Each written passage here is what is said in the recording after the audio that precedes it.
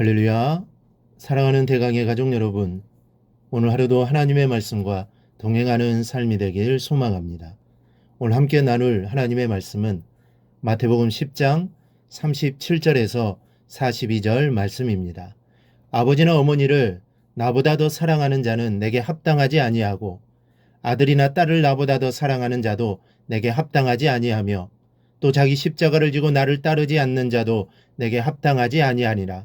자기 목숨을 얻는 자는 잃을 것이요 나를 위하여 자기 목숨을 잃는 자는 얻으리라. 너희를 영접하는 자는 나를 영접하는 것이요 나를 영접하는 자는 나를 보내신 이를 영접하는 것이니라.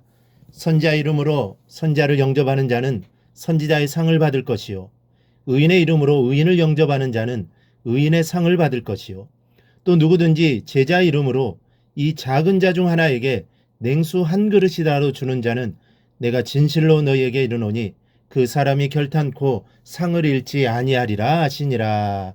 아멘. 예수를 믿는다는 의미에 대해 오늘 본문은 말씀하고 있습니다.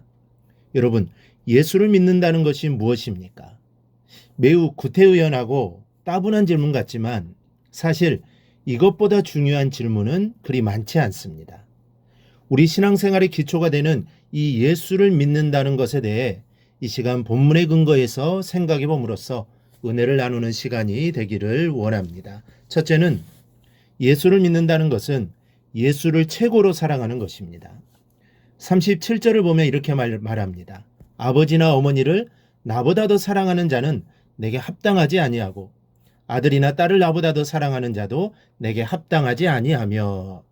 이 말씀을 보면 우리가 이 땅에서 제일로 아끼고 사랑하는 사람들이 나옵니다. 바로 아버지와 어머니 그리고 아들과 딸입니다. 그런데 예수님께서는 이런 모든 사람들보다 자신을 최우선순위에 두지 않는 사람, 즉 예수님을 최고로 사랑하지 않는 자는 결코 제자가 될 자격이 없다는 것입니다. 그 당시 랍비의 교훈은 스승을 아버지보다 더 추종해야 할 사람으로 제시합니다. 하지만 때에 따라서는 제자의 개인의 일을 더 우선할 수도 있다고 전제하고 있습니다. 그런데 이에 반하여 예수님의 교훈은 언제나 예수님을 우선순위에 두어야 할 것을 분명히 밝히고 있습니다. 즉 어떠한 상황 속에서도 예수님을 최우선순위에 두는 것이 바로 예수를 믿는 것입니다. 왜냐하면 이 믿는다는 것은 모든 것을 맡긴다는 것입니다. 예수를 믿었으니 예수께 모든 것을 맡긴다는 것이죠. 둘째는 예수를 믿는다는 것은 자기 십자가를 지는 일입니다. 이 38절을 보면 이렇게 말씀합니다. 또 자기 십자가를 지고 나를 따르지 않는 자도 내게 합당하지 아니하니라. 여러분들은 이 말씀을 자주 들어보셨을 것인데 대개 성도들은 이 자기 십자가를 자기에게 주어진 고통스러운 부분들로 생각합니다. 예를 들어 남편 때문에 신앙생활에 지장을 받거나 핍박을 당하면 남편을 가리켜 저놈의 십자가라고 합니다. 또 자녀들이 속 썩일 때도 마찬가지죠. 그것이 무엇이든 자기를 고통스럽게 하는 것을 십자가라고 생각하는 것입니다. 그러나 이것은 대단히 큰 오해입니다. 우리가 차분히 이치적으로 생각해 보십시다. 남편이 십자가이고 자녀들이 십자가라면 내 가정은 공동묘지라는 얘기인데, 아니 하나님이 우리에게 이렇게 인생의 무덤을 만들라고 반려자를 주시고 자녀를 주셨겠습니까? 이성적으로 생각해 봐도 이게 아닐 것입니다. 배우자나 자녀들은 모두 행복의 조건으로 주신 것입니다. 가정이라는 테두리 안에서 서로 의지하고 부족한 부분을 채워주어 둘이 아닌 하나의 모습으로 살라고 배우자를 주신 것이요 그 사랑의 아름다운 열매로서 생긴 것이 바로 자녀입니다. 그런데 이런 축복의 조건을 십자가라고 한다면 이건 하나님의 선하신 의도를 한참 오해한 결과요, 아직 남에게 책임을 전가하는 옛사람의 모습을 그대로 간직하고 있는 것이라고 할 수 있습니다. 그렇다면 자기 십자가가 무엇인가를 아는 것이 중요합니다. 이 자기 십자가의 정체를 알기 위해서 예수님의 십자가를 생각해 볼 필요가 있습니다.